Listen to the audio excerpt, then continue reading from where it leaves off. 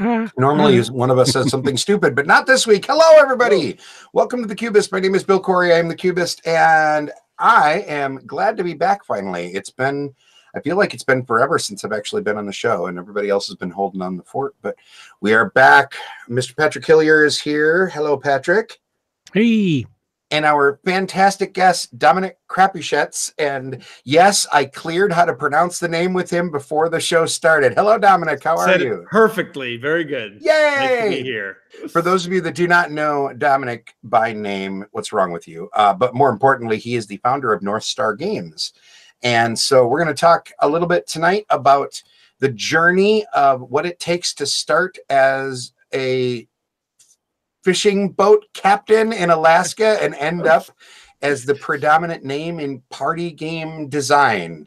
I think that sounds mostly accurate. That's pretty good, right? You like that predominant name? And can we go with that? Let's do it. Awesome. It is now yours. But first, as always, hello, Paul. You can check that, square up your bingo card. Yes, I have not forgotten about the bingo cards. Let's start with what we've been playing lately. And our special guest, Dominic, I want you to go first. What are you excited about lately? Oh, shoot. Bang. Okay. Well, I mostly am. This is not a plug. I'm mostly playing my own games. That's fair. Oceans, which we play. I've played that a couple hundred times. With my son, we usually play iPad games. Okay. But we have been playing a game called Clash of Rage. Clash of Rage. Yeah, I like to call it Clash of Rage. Excellent. Is this a tabletop game or is this okay, Clash of Rage. I'm looking it up. Game, Clash of Rage. My son absolutely loves it. It hits every little thing that gets him going. There's dudes on a map and it's a battle and you get upgrades and they're legendary equipments and some of them are awesome. And how old's your son? He's 8. Okay. Awesome. He's 8. He's a gamer. He plays all of our games. Yeah. He's my play tester. I play test with him all the time. Anything on the strategy side. That is awesome. Clash of Rage. I have never heard of this game before right now. I love this. This is wonderful. Is it in there? Is it in the Board Game Geek? Oh, yeah. It is. Oh, it is. There you have it. As a matter of fact, Patrick, do you have the BGG page open? Because we need an official mispronunciation here. No. This is you. Here we go. You ready? Do it. Give me a minute. Give me just one. Give me a minute. I was looking at pictures. Oh, see how you are? Clash of Rage. I'll be right there. You're not saying it right.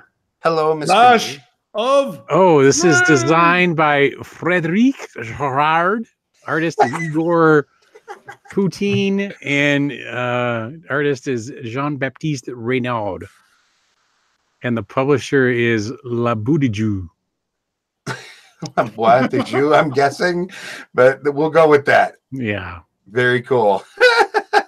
That's amazing. All right, so it's a dudes on a map. Yeah. Kind of game. Yep. 2 to 4 players. Variable setup. There's a campaign, which I'm not. I don't like all the bits and crazy stuff, and it takes like forever to set up. My son's like, it's easy. No, this is how we do it. But then once we get playing, I love it. It's great. Nice. Very cool. Kimberly, I am trying to figure out how to push the tweet, and it is not working, and I don't know why. There you go. All right. Very good. So on the Cubist scale, would you give Clash of Rage a buy it, play it, forget it, or burn it?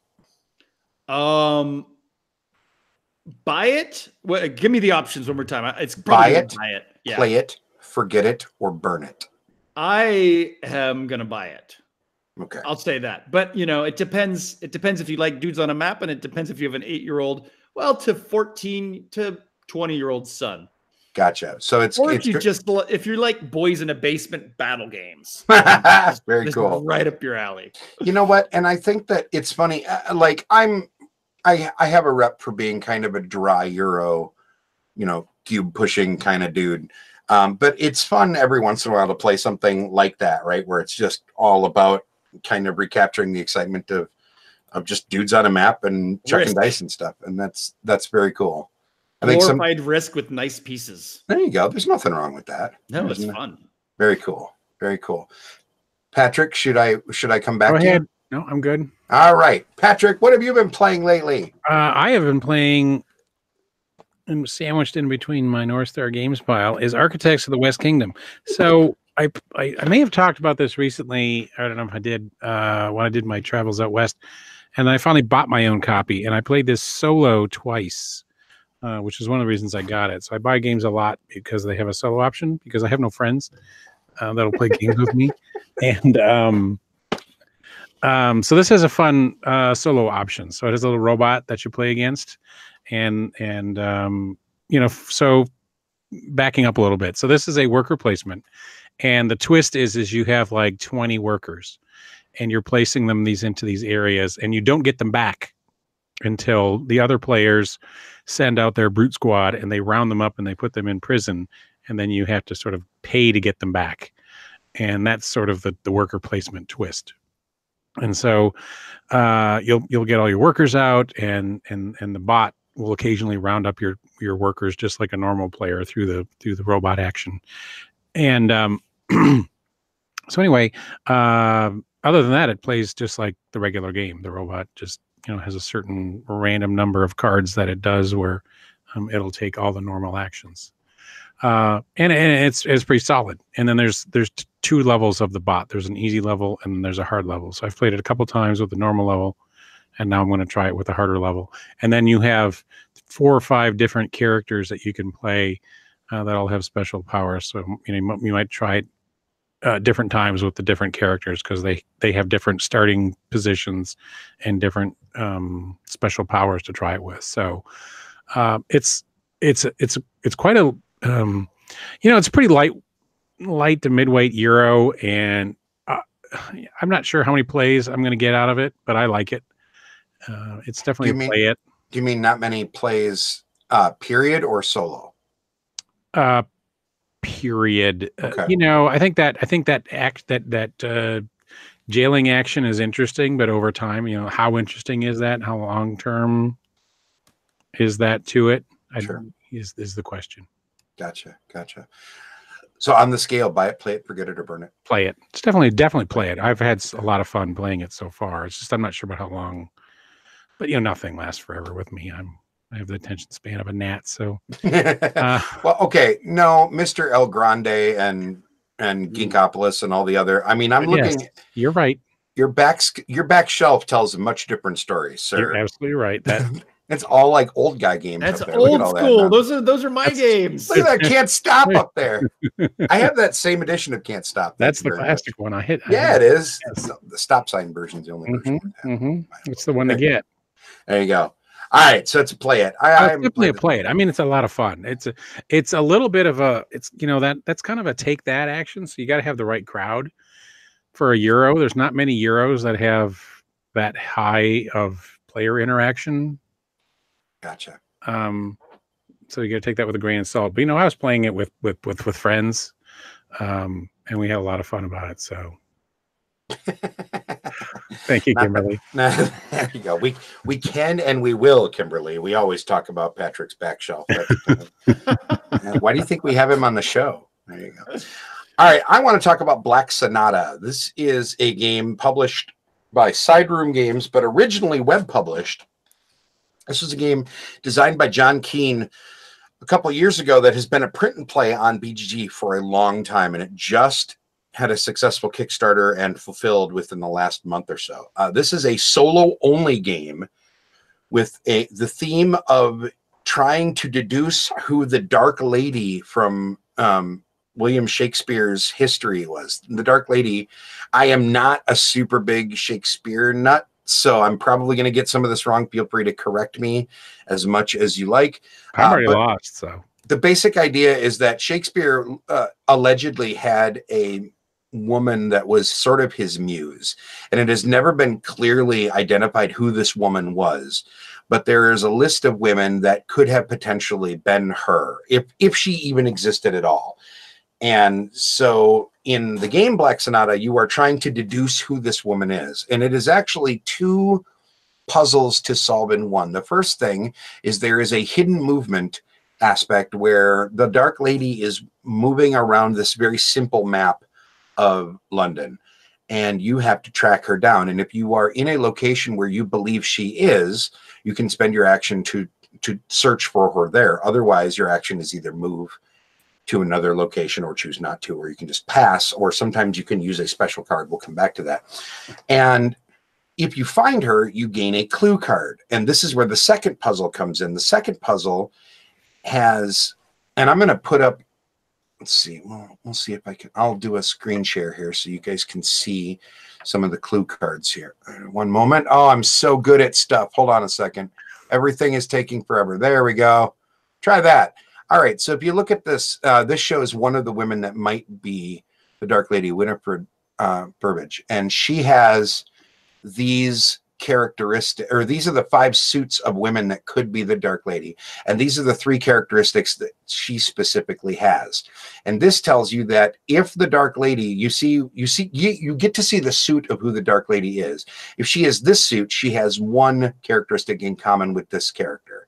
If this suit, she has 1, etc., etc. And if you look at some of the other ones, they might show a 0 or 2, like up here, etc. So you are not only playing a hidden movement game where you are trying to find her on the map, but you are also trying to deduce what the 3 characteristics she has are. And if you can find her and have deduced those characteristics, you win the game. If either of those things fails before the deck cycles through a certain number of times, you lose. It is a fascinating game. I am in awe of the idea of a hidden movement game where the hidden movement is run by the game, but fair. And it accomplishes it by basically, when you start the game, you stack a deck via these letters in a sidebar in alphabetical order. And then you can cut it as many times as you want, and that will sort of randomize her starting position, but she'll run basically on a track via that. It's just an interesting and brilliant design. And if you like deduction or hidden movement games, and you ever are going to find yourself in a solo gaming experience, this one is amazing.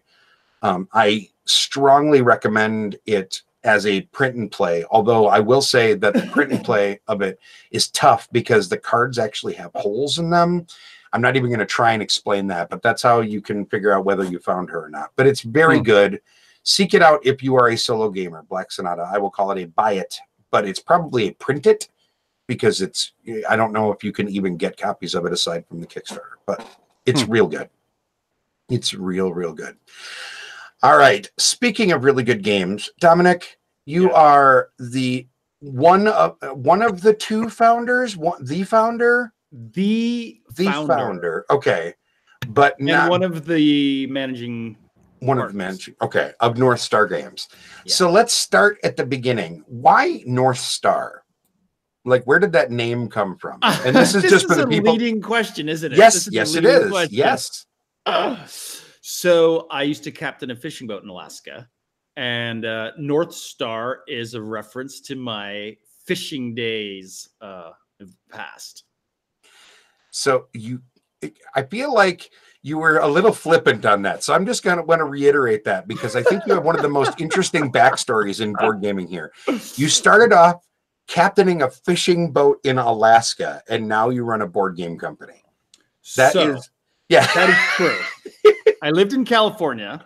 My dad owned a fishing boat, and I would go up every year and work on his boat and work on my mom's set net site. And then my mom started a fried chicken business. And then, so I went up every year. And then I took over the operation and captained for a while. Always planning to start up a board game company at some point, and finally set anchor and jumped off the ship and started my company. That's awesome. There is some stuff that happened in the middle there, though, right? Like, I mean, you mean like life-threatening stuff? Yeah. Oh, I want you to tell me exciting parts all the time. Okay. Yeah. I mean, they make documentaries about this stuff, right? So. Yeah, I was going to say that or reality TV shows. I was going to say there was definitely a reality TV show about Alaskan fishing boat captains. Almost, yeah, exactly. Yeah, what was did you get crabs? I mean, let's cut whoa. Remember you asked me when he was on shore leave that I didn't want to talk about? Okay. There you go. This is one of them. All right. Ding ding, so- we crossed the line. Ding ding. So the deep sea fishermen, the crab fishing, I can't even remember the name of that show. Those guys I was friends with, because they do winter crabbing, and then in the summer they would come and they would be the tenders, and so we would deliver our fish to their boats and then buy our groceries from them. Paul in the chat is helping us. It's the deadliest catch. Deadliest catch. That is exactly right. Yeah, I didn't need to watch it because I lived it. But actually, their industry was more dangerous because they were out in the winter. We were out in the summer. We're within sight of land, but we're in smaller boats. Every year, people die. Many people. Well, not many, but several people. More than one is enough. And every year, more than none. Not every year. Often there were life-threatening experiences, but there are probably 3 harrowing experiences where our boat was taken on water. One where it almost got over the engine, over the air filter, which is when it would have just killed the engine. That one time that you're talking about, yeah, the batteries were submerged. All of our electronics went off. It was the middle of the night. It was my first year fishing. And when we figured out why we were sinking, it was the prop access. So we have a hole above our prop in case we get webbing in there. And you can unscrew it and reach down in there and cut out the webbing. And because we were new crew members, our line was not lashed very well in the front of the boat, and it fell overboard, got caught in our propeller, and spun the prop access hole open. And we had a hole this big on the bottom of our boat. And so we were just taking on water, and we had no idea why. Dear Lord. Geez. And that has happened probably like 15 times. But, you know, the second time it took us a while to figure it out. But then we kind of knew, oh, quick, check the prop access. So I got to tell you, for our viewers, the reason that I led Dominic and sort of railroaded him into telling this story is because when I was doing my research before the show started, and the first thing that I did was went to NorthstarGames.com, went to the designers page and clicked on Dominic's name. And there is this, his page is beautiful. And it literally says one stormy night. Like it starts with the beginning of it's perfect. And I read this and I'm like, are you kidding me? Like, how do we not start talking about the fact that this man almost died in the ocean? Several times. Several times. I love that it's several times. Ben in the chat asked how high the waves can get. We're not going to talk about people dying, Ben. Let's not be too depressing. The time that I mostly died, our waves, we're in a 32-foot boat, and the waves were over 15 feet high, which means the wave is several lengths up. So your boat is going up the wave. All of a sudden you can see other boats that are crested on waves at that time. And then there's a white cap, which just hits your boat, and the boat, you think it's going to tip over, and you slowly go down. And then all you can see is just water all around you. No boats. And all of a sudden, like, you know, you'll be going, and all of a sudden you'll realize there's like a wooden boat really close to you, hidden by some waves, and you're scared you're going to smash into it. Jesus. So after, according to your website, 12 seasons of doing this, you decided to not do this anymore and pursue something less life-threatening. Where's the transition from and less lucrative? And less lucrative. And less lucrative. Made hundreds of dollars. For those of you, I'm going to put this in the chat because I think this is an amazing read.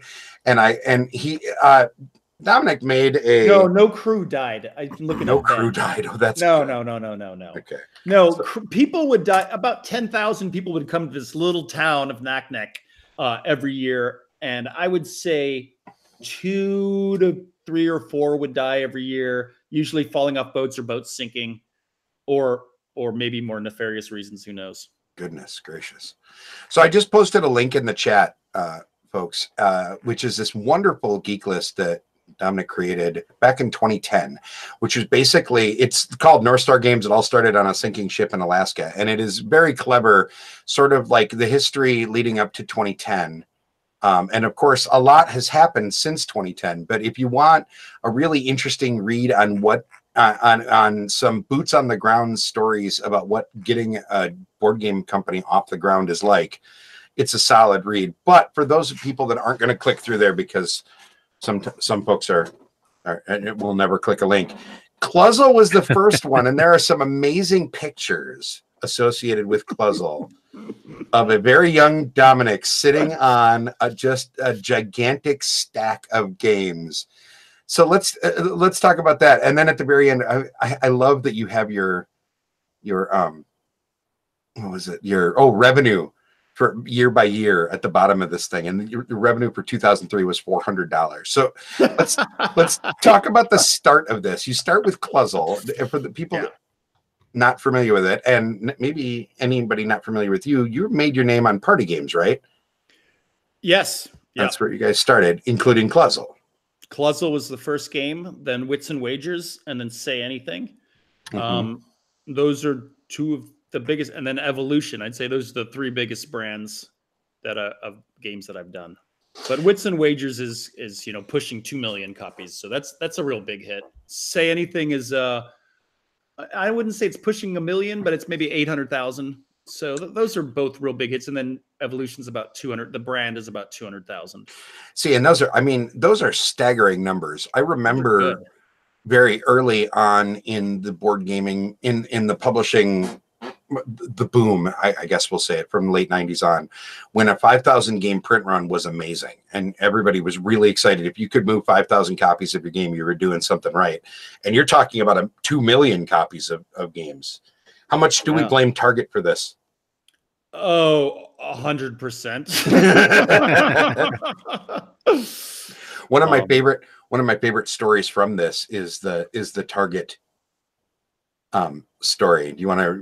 Are you interested in briefly recapping how that whole thing went? Because you had somebody that came to you at New York Toy Fair, right? They approached you. Well, no, I partnered with Eagle Games way back then. I don't know if probably none of the listeners even remember Eagle Games, but it's now Eagle Griffin. Eagle Griffin, sure.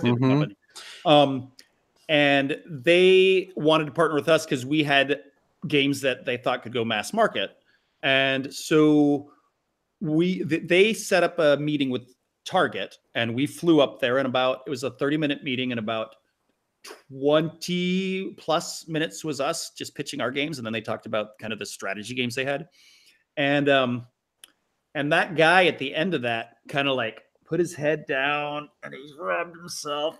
And he's like, oh, it's like, this is really creative. This is really creative. I like this game. This is one of the best things that's ever been pitched to me. Here's my issue. If I carry it, it won't sell. And so then he laid out kind of the three, in his experience, there's only 3 ways that you're going to get a game to sell. And he kind of laid out all the ways. Okay. And so one of them was grassroots and just building up numbers until there was enough of a brand. And so that's kind of the other option was a $2 million television campaign, and the other one was a television license. So so there was only one path that we had. And so we were, went to all the shows and we're trying to build our brand. And at the same time, we won a whole bunch of awards. Wits and Wagers just won like Games Magazine Party Game of the Year. Mensa, the Chicago Tribune had a big award back then, and it just won Game of the Year. So a whole bunch of awards. And one of the Target buyers, not in the games, just loved Wits and Wagers and kept getting people to play during lunch and kept trying to egg this guy onto carrying it. And so we had an advocate in the house. And so I think the story you're talking about, they decided they would carry it in 75 different stores. And then at Toy Fair, he came up to us and said, I don't know what happened. Did you just get a bunch of people to go and buy all these games? And we're like, no, I don't, but maybe we did encourage everyone on the Board Game Geek to buy. So maybe that had an effect. And then he said, all right, so we're going to I forget what the number is. You've read the story more frequently, but what I remember in my head is, okay, we need $400,000 and we need it in about 3 months. Yep. And he looked at me and said, is that going to be a problem? And I was like, no, we can do that. Sure, we can. Absolutely. So yeah, we got back, and the next day from Toy Fair, it was like, okay, we're going on a road show. We're raising money. We've got to find $400,000 and we've got to find it real quick. God, that's terrifying. But you know what? It must have all gone at least reasonably well, because 12 years later, we're still here and your business has grown and is now a pretty well-known name, I would argue, in especially still in party games, but also elsewhere. I mean, you have, especially in the last couple of years, like the Quacks of Quedlinburg, you're publishing a Spiel nominee game. Woo! You know, like a Spiel. Yeah, and Quacks is, and I played it for the first time 3 or 4 weeks ago, and I absolutely love it. It is everything I like from Push Your Luck games, and nothing I don't. So it's, I mean, you have a solid game, you know, and I'm assuming doing really well for you. Doing fantastic. Yeah. Of course. Well, we're sold out. No, And it's already an expansion, right? Yep. We'll be carrying an expansion this year. Yeah. Ooh. Do we get to know when? Probably Gen Con. Oh, all right. That's even better. What does the expansion bring? So I have not actually played it yet. It is in the office. It brings a new herb, Fool's Herb, and it, I think, allows for a 5th player. Oh, cool. Okay. Yeah, and the neat thing about that, for those of you that maybe haven't played Quacks of Quedlinburg yet, it does one of the things that I love when games can do it properly, which is that all the players can sort of take their turn simultaneously. You don't have to really wait. Everybody's just kind of doing their thing. You can force things to crawl down to turn order if you absolutely must for some weird reason, but the last turn sometimes. Yeah, and honestly, the game doesn't take itself so seriously that, from my experience, like it's, if you care that much, you probably are playing the wrong kind of game. Yeah. My humble opinion. But it is very good. It is definitely pretty high on my list. And had I been thinking about it, I would have chosen that for my game. But I wanted you to be well, we'll do more cheap plugs along the way. Very cool. All right. So I wanted to jump back in the time machine real quick. So you were talking about your son. So you know, my son and I started attending Origins. God, I think it was in 2008. And one of our favorite booths was the North Star booth. That's where this copy of, does it say anything, came from? Yeah. Probably Origins. 8? We released it at Origins 2008, I think. Yeah, that's where we got it. Yeah. And I've got the yellow box of Say Anything, or no, Wits and Wagers somewhere too. Mm-hmm. This is the newer one that Bruce gave us. To go with the Vegas one, but the mat, I was gonna say I backed the big mat and party edition on Kickstarter. And, yeah, that's awesome. That was awesome. Happily sitting in the corner of my game room, which is the other side. So yeah, that was a great upgrade. And we were talking about this before we went live, but Dominic and I have never spoken before today. But Dominic has had a space in my brain for many, many years, because North Star Games was a big booster of the gaming hoopla for a long, long time when I used to run Wits and Wagers game show there. So, and I'm using this as a segue a little bit here.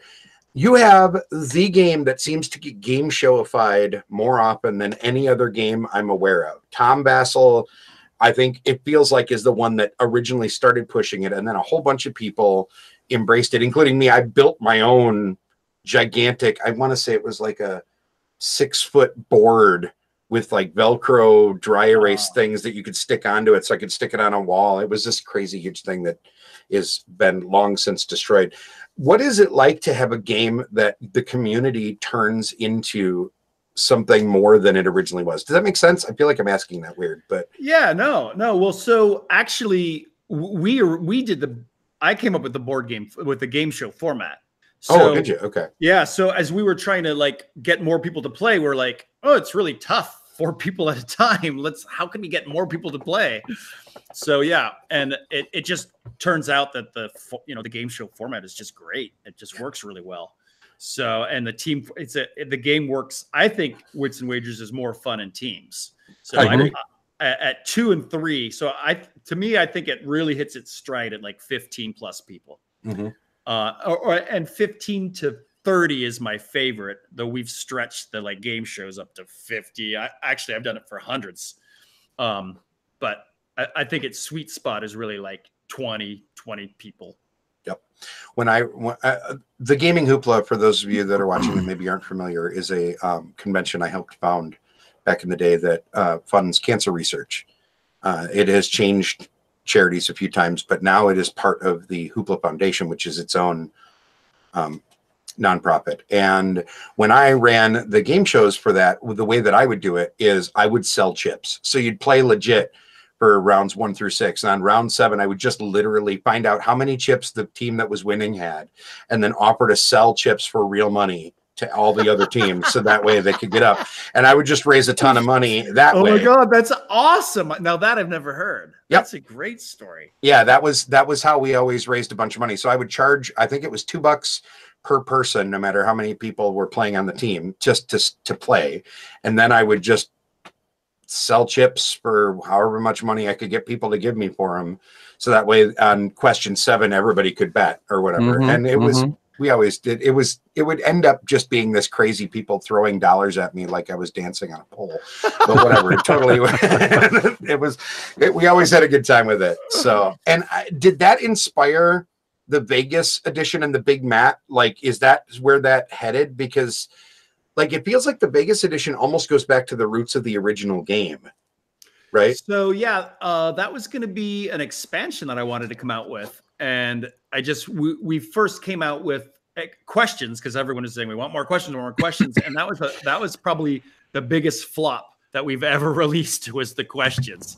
So I think all 1,000 people who wanted it told us, and then it was like, oh, in fact, everyone who wanted it told us. There you go. But yeah, no, the Vegas, these extra betting options I had worked on way back in, I guess, 2006 or 7, and just kind of sat there for a long time. And then when we went to Target, we realized the game was really too complicated for the mass market. So we tried to simplify it and get rid of some of the clunky ordering, like ordering around the median. I hate, but it was just the only way to make that awesome mechanic work that I could figure out. We now have a new way to make it work, and so we put it in that betting mat, and actually. At Target this year, which we have a standalone Wits and Wagers Vegas box. Very cool. Very cool. Yeah. The evolution of the game, like it starts off, the original version of Wits and Wagers in 2007 was a betting game. Yeah. And then Wits and Wagers Family sort of takes that out and just turns it into here, pick the 2 answers you think are going to do the best. Well, I mean, it doesn't feel the same as wagering points you've already scored, right? Right. You're just wagering potential. You know, if you have a 2-point and a 1-point chip and then an answer board. Yeah. Right. And so Vegas takes it back to those original roots of being able to bet all of the points that you had from previous questions, which I always thought was one of my favorite parts of the original game. So like for me, Wits and Wagers Family was, I don't want to call it a letdown. That's the wrong term, but it took it away from the part that I really dug in the first place. And then when Vegas came out, it brought it all back and then some, which I even better. Love. Yeah, and even better. So this is my favorite version. Vegas is for sure my favorite version, though with the caveat, you know, if I'm going to play with a family, the streamlined version often with a smaller group of people, I like Wits and Wagers Family better, especially like with kids and family, because it goes so quick. The Vegas, you've got to count out the chips and move it. And there's like, with a crowd of people, everyone's talking and there's a party and you're at Vegas and it's fine. But if it's like a more intimate setting, they're kind of waiting for you to, you know, put out the chips. Yeah, for sure. Speaking of gambling, Dominic, we're gonna focus the camera on you for a second, so be aware we're all staring at you now for a second. Behind Dominic, you're gonna see he was showing us some awesome stuff he's got in his back room there. I feel like there's something here. Like that's how many slot machines do you own? Look at that. Is that a legit one-armed bandit? 2. That is a one-armed bandit. Outstanding. From a very famous sculptor in Las Vegas. Cool. Another slot machine, then a claw machine, jukebox machine, another. So this is a thing. Machine, another slot machine, and then the most beautiful slot machine is upstairs in the living room. Okay, it's amazing. Well, don't take your laptop upstairs for that. Okay. We'll just trust and some prizes that he won at the fair Yeah, I was gonna say the huge. Do all of those work? Ben wants to know. They all used to work until my wife's dad passed away. So he's the one that bought these things and restored them. His first job ever was fixing these things at like, Very cool. you know, before there were arcades, whatever, Sure. whatever those things were, like pool halls, actually, I think. Sure. Pool halls and bars. Very cool. And so these are, these are memorabilia from her, or is this your thing, or is this her thing, or is this your thing together? Is this a shared passion? Or this is her dad's thing. Okay. I mean, it was her dad's passion, and he would then come and tinker with it and fix it after the kids would break it from just using it. Sticking raisins in the quarter slot. Oh my God. Don't even tell me. I'm just assuming, sorry. There's raisins in unfortunate places in almost every parent's house, I think. I think that's got to be a thing somewhere along the way. And car. And car, yeah, and everything else. Very cool. Very cool. All right, so let's talk about the shift. And it's not a total shift because you haven't completely abandoned your party game roots, but North Star has shifted to heavier, more strategic games since those early days of Cluzzle and Wits and Wagers and Say Anything. But again, before we started the show, you made the comment of how interesting it was that the shift went in that direction. And what did you mean by that? So you're a heavier gamer at heart? Is that where we're? Oh, well, yeah. So, I mean, so my family didn't watch much television. So I played games. I think we played institutionalized games in my family 3 times a week. Okay. So we played charades, we played hearts, we played spades, we played Monopoly, we played Scrabble, Boggle, Sorry, Acquire. Oh, wow. And then my dad taught me chess when I was 4 and put me into, I say put me into because I don't know, into a bunch of tournaments. And so I was like a ranked chess player. And then that kind of went into Magic. Well, then I played a lot of D&D in high school and games, diplomacy too.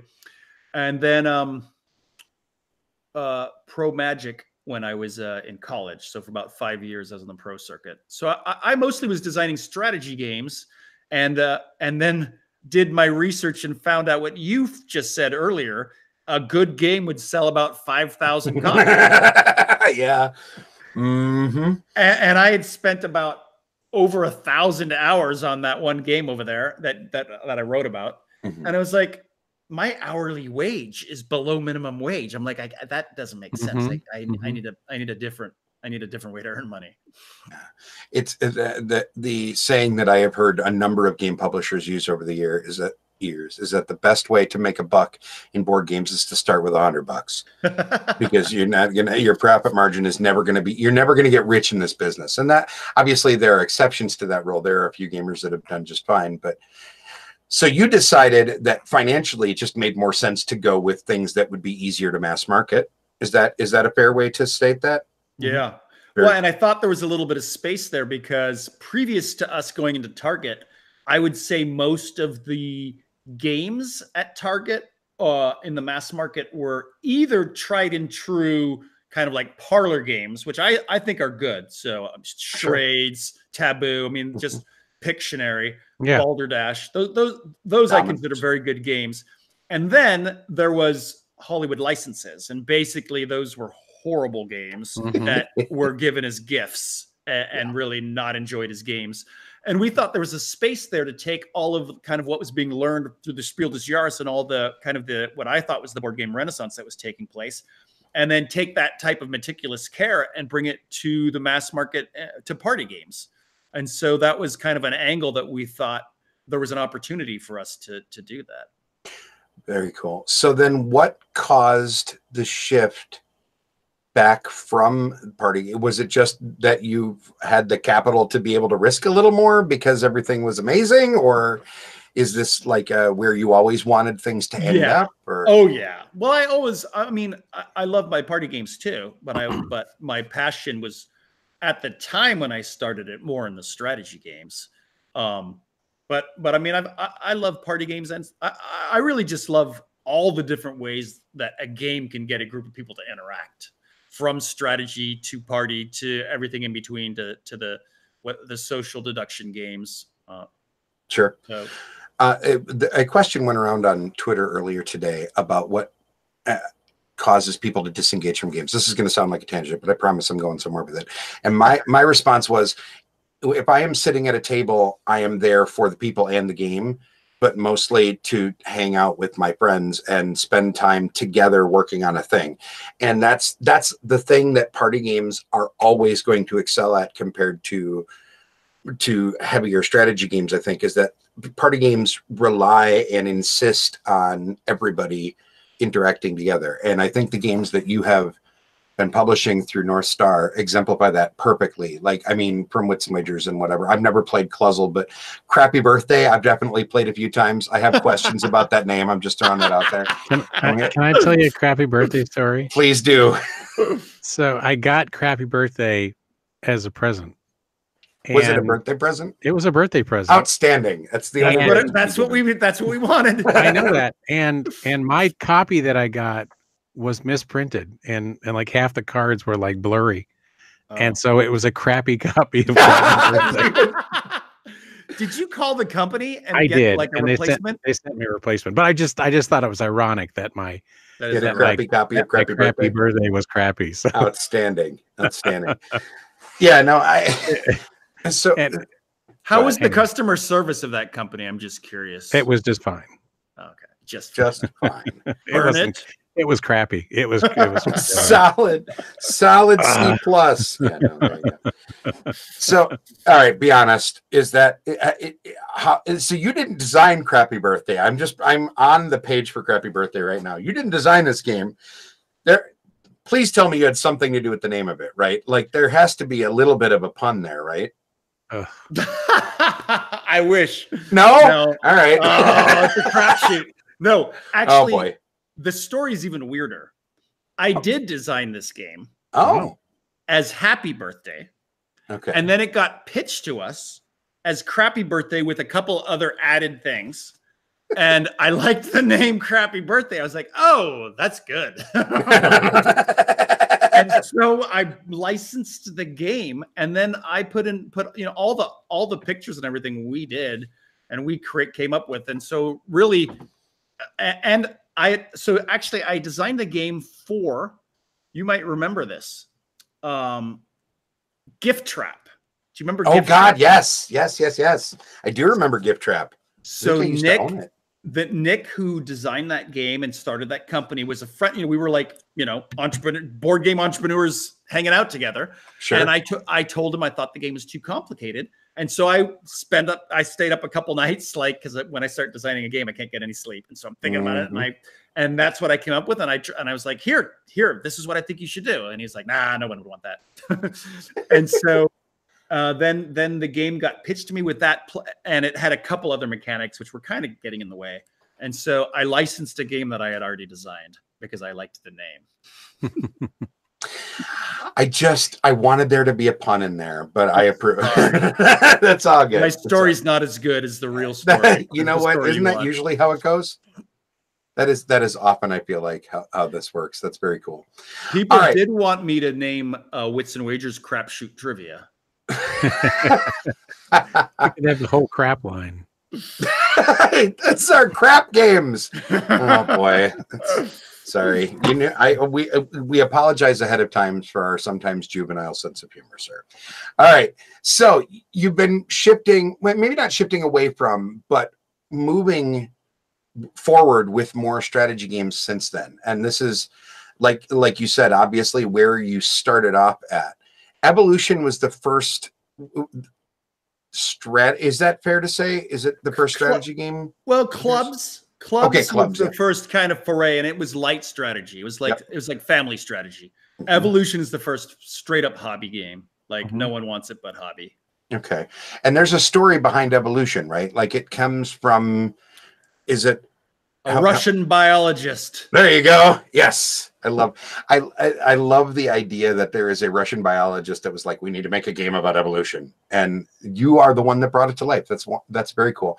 And he brought it to life. Okay. They published a game. He used it in his classroom to teach ecosystem. I don't know, to teach first class. Yeah. And then it got pitched to a game company in Russia, and then it got gamified and made, I think, into a little bit better of a game and published. And then I think we got the rights, I don't know, 5 years, 6 years later, maybe close to 10 years. It had been out for a while. Okay. And you got the rights to the mechanics, right? Like, is that, you guys bought the mechanics or did you buy the whole game? You know, there's always a story. I always feel like I should just make it sound simple. So we were going to license it, but then we really didn't want the game. We just wanted I loved the core and I wanted to change a lot of it. Yep. So then I started working on it. I forget how it all worked out, but I think I had the rights to something. And then I forget how it all worked out. But in the end, we said, look, we'll pay you. And it was a pretty large lump sum of cash.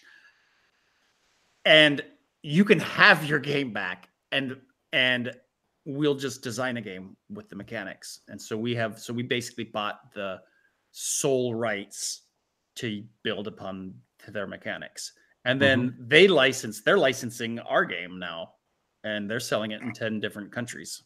Very cool. Wow. And now, not only is Evolution itself a game, but it is the launching off point for a lot of games. You have an entire series, right? Like including one standalone and then a whole bunch of expansions. Is that correct, or am I getting that wrong? Yeah. Did I get it right? And the video game, and then Oceans will be coming out, which is a standalone. Will be coming out in about a month. Okay, and that's the game you almost talked about at the very beginning because you said you've only been playing that. So talk about that. And this is our new. Oh my God, this game is awesome. I'm excited. And it's beautiful. We'll start with that. Go ahead. Well, I'll pull up some art while you're talking. Yeah, it's beautiful. Please don't burn it. No, you're good. We don't set anything. We don't actually set anything on fire usually. It is. Oh, go ahead. Go. Well, let me pitch a little bit about the Evolution series. So, please. So Evolution is sometimes called an engine building game, but it's really an ecosystem game, and it's different from engine building, and it's also different from Civ games, which are, I would say, more tech tree games. There isn't a tech tree where something is always better than the next thing. It's more of a rock, paper, scissors. So it really, because it was designed by a Russian biologist, this actually mirrors real life, which I came to find out after we published it, because we had because it started being adapted by teachers all over the place, and in fact is being used right now at the University of Oxford in the evolutionary biology department. But I don't own any of that. That comes from the Russian biologist, which I just took and incorporated. So it's kind of an engine building game, but you'll have to change your engine because you'll have to adapt to the changing environment. So the environment is changing and you're kind of building an engine and then staying one step ahead of everyone else. So basically the act of adapting your species changes the ecosystem because you're in the ecosystem. And so every person's play is creating a new ecosystem. And then the next round, you're going to adapt to the new changes. Very cool. I feel this topic, the topic of evolution and being part of an ecosystem, has been tackled a few times, it feels like, over the span of board gaming's. The first one that I ever knew of that came into existence was Ursupe, which in English was Primordial Soup. Which was the game where you ate one color food and pooped out the other three, and then you mutated your amoeba. That was the whole game. Like, it was the poop game. Your whole deal was that you ate the blue poop. If you were the blue player, you ate the blue poop and you would crap out. Here it is again, red, yellow, and green, or whatever it was. And then every player, you sort of used that to pay for your mutations in order to evolve and be better and stronger and whatever. And then the second one, which is I think the one that most gamers will be most familiar with, I think, besides Evolution, would be Dominant Species, which is another game that sort of tackles that same concept in that you are, although it's much more abstracted and it's more of an area control game than it is actually about the evolution of the creatures. But that is certainly part of it. It is certainly like which genus of animals is going to end up taking control of everything as a result. And then Evolution is I think the third and probably the most dialed in of the three, right? So Ursupe is basically just amoeba swimming around in the primordial soup. Dominant species is, you know, entire genuses, but it doesn't hammer on the evolution side of things. This does. This is, you know, the third, and I would say the most on the nose, maybe, of the three of them. Did you find when you were, and here, by the way, I just want to show off the cover art because it's beautiful. I have always been a fan of the art that you guys have used with this stuff. It's just beautiful.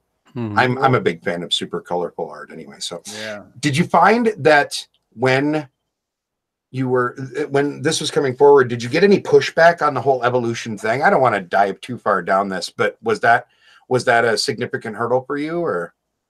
Yeah, it was a significant hurdle. There's specifically someone that I won't mention by name, a big reviewer that had trouble with it. Yeah, but several reviewers did. Smaller reviewers just wouldn't touch it also. Huh. Yeah, go ahead. Sorry. No, some reviewers that I love, you know, and it's just they're fundamentalist Christians, and this was like a big FU to their religious beliefs. Got it.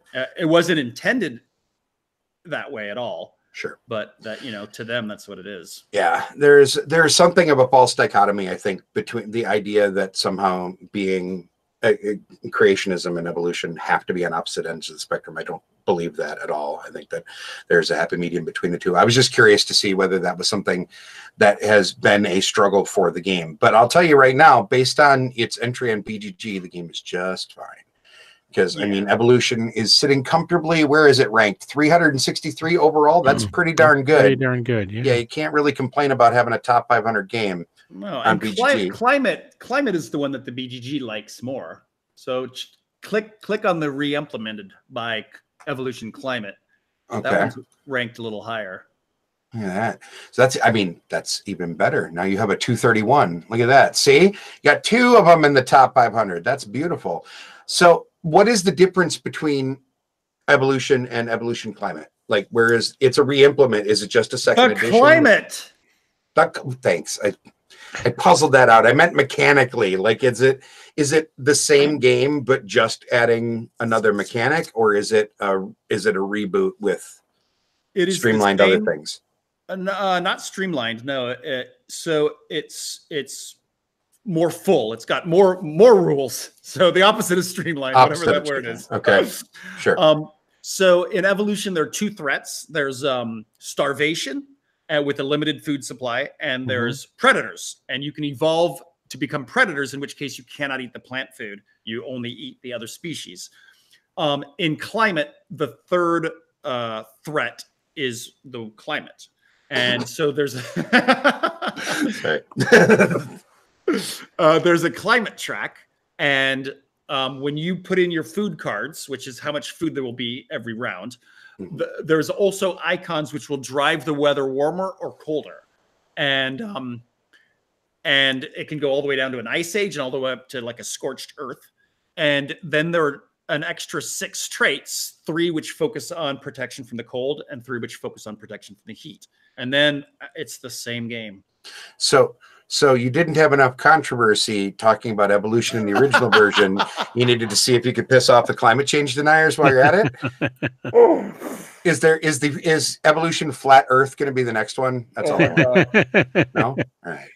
It was completely accidental, by the way. It's climate happens to be one of the major drivers of evolution. And so that just happens to be, the next one's going to be disease, but maybe we can find a way to spin it. Excellent. No, I just like the idea of somehow North Star Games, source of all happiness and giggly fun party games, is also the game that here on the Cubist we're going to intend to spin as if you're just trying to piss off everybody. That's good. I bet you're super glad you're on the show now, Dominic.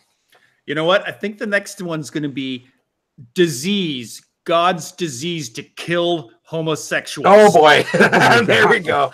Yep, that'll go well. I like it. Oh, goodness.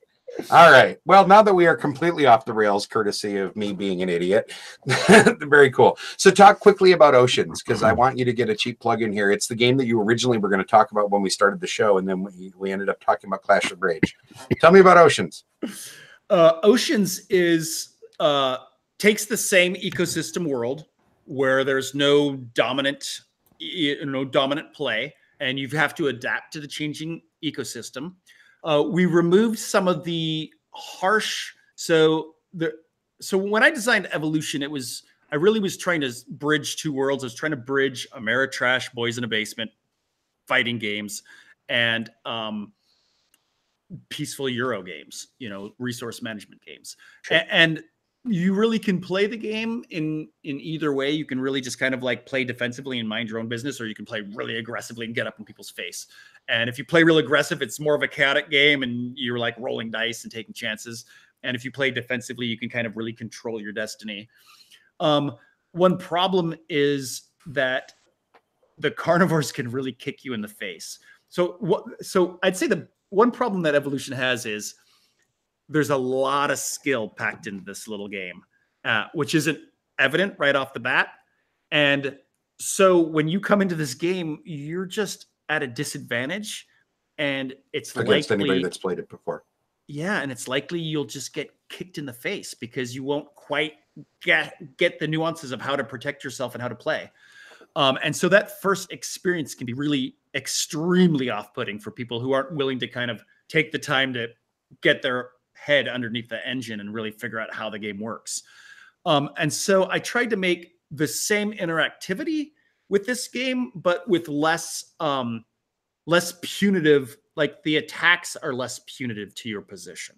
So there's a lot of attacking, maybe even more so, because actually the way that the oceanic ecosystem works, there's the base of plankton, and then did we lose someone?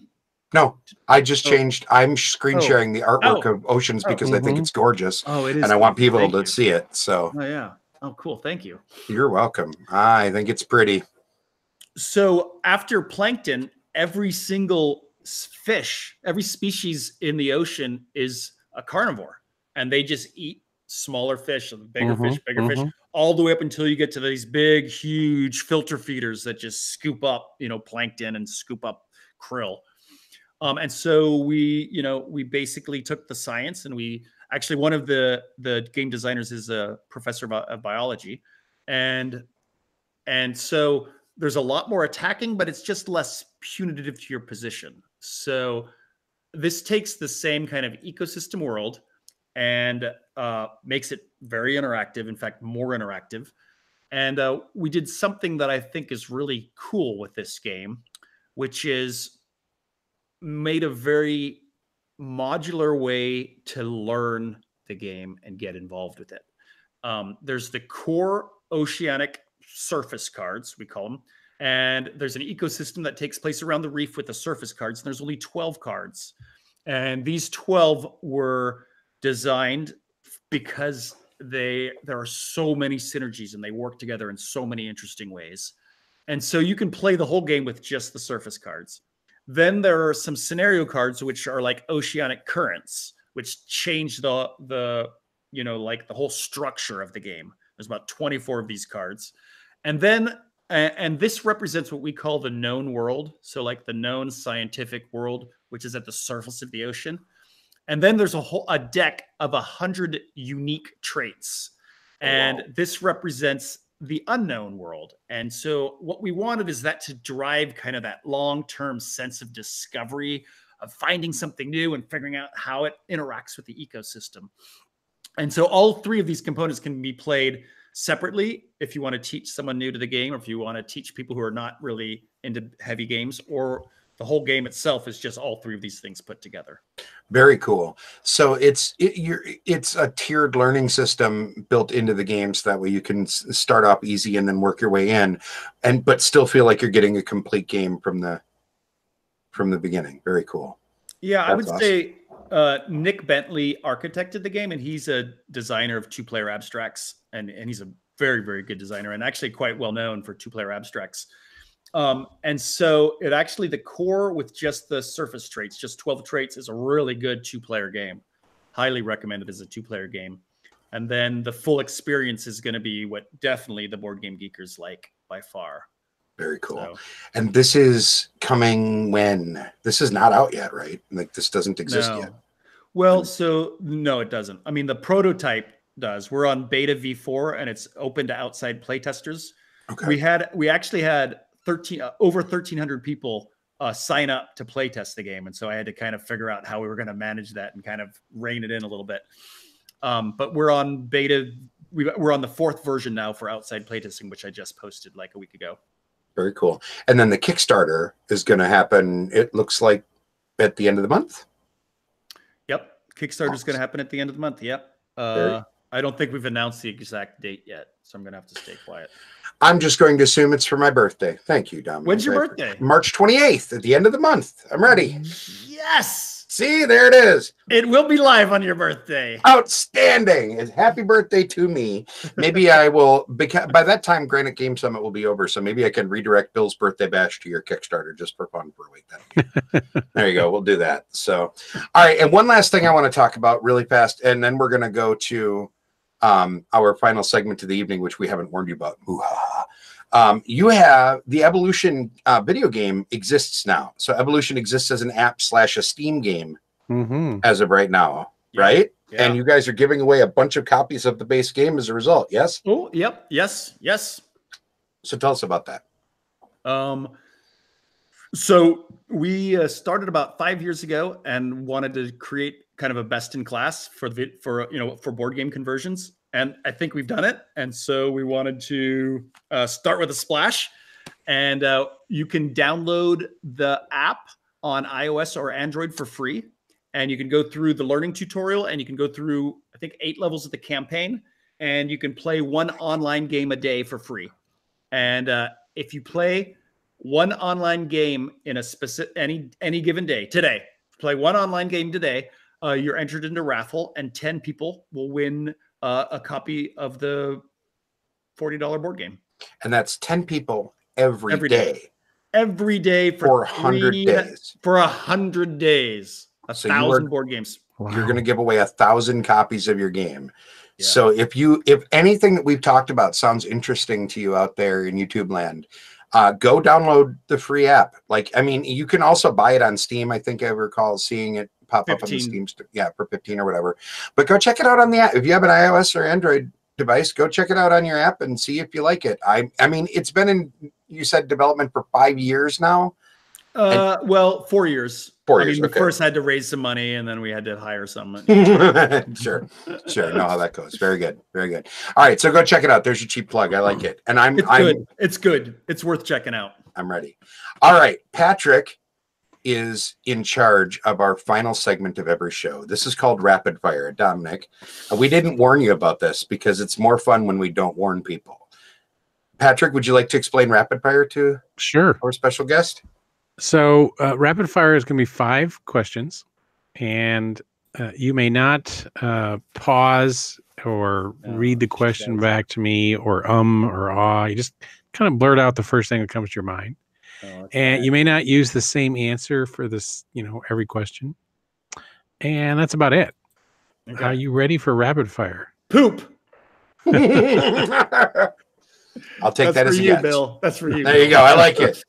That would work. That would work.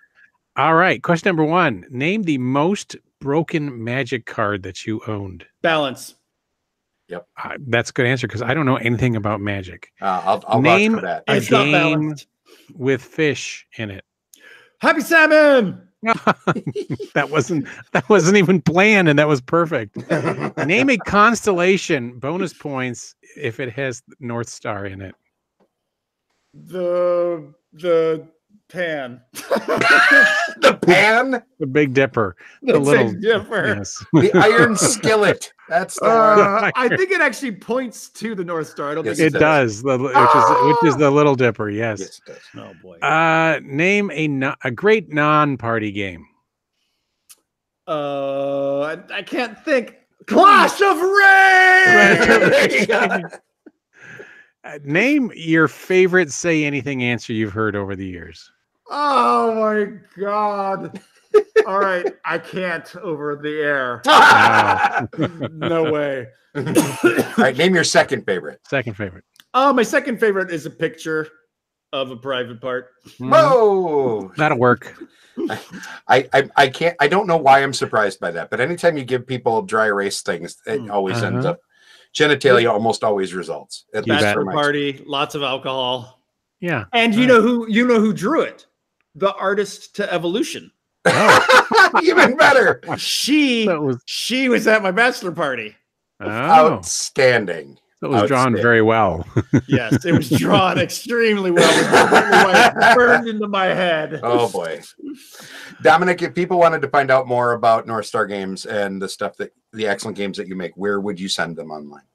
NorthstarGames.com, or the Board Game Geek has lots of great information. Indeed. And you can also follow the company at North Star Games, I believe, right? On Twitter? Yeah. And on the social medias. And if you want to follow me, I have a Twitter account now too, Crapuchettes, and that's where I put out all of like the art and all of the new stuff that's going on with Ocean. You know, the games I'm working on. It's basically a development. Very cool. Dominic, thank you so much for joining us here on the Cubist, which is a proud member of Punchboard Media, where we all bring something. Mutter. No After Dark episode this week, ladies and gentlemen. Both Patrick and I are very slightly under the weather, and we quite frankly can't sit here for another hour. So, Dominic, thank you so much for joining us. Patrick, thanks as always for being here. Appreciate it. Everybody, have a fantastic week of gaming. We will see you all next week. Behave yourselves. Have fun. Bye. Bye.